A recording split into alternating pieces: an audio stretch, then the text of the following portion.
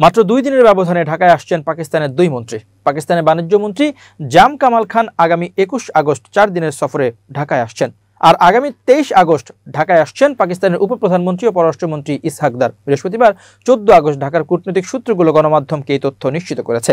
পাকিস্তানের পররাষ্ট্রমন্ত্রী ইসহাক দারের ঢাকা সফর আগেই চূড়ান্ত ছিল, তবে এখন নতুন করে যুক্ত হলো দেশটির বাণিজ্য মন্ত্রীর সফর। সূত্র জানায়, পাকিস্তানের বাণিজ্য মন্ত্রীর ঢাকা সফরে 2 দেশের মধ্যে বাণিজ্য বাড়ানোর বিষয়ে আলোচনা প্রাধান্য পাবে।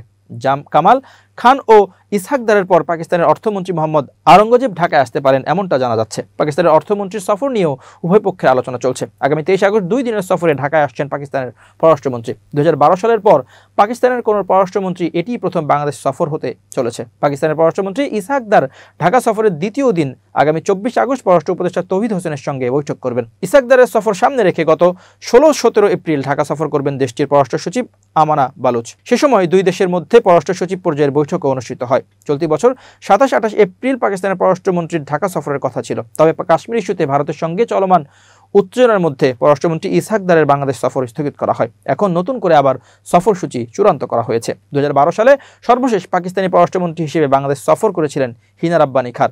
মূলত উন্নয়নশীল 8 মুসলিম দেশের জোট D8 শীর্ষ সম্মেলনের জন্য তৎকালীন প্রধানমন্ত্রী শেখ হাসিনাকে আমন্ত্রণ জানাতে সে সময় ঢাকা সফর করেছিলেন তিনি।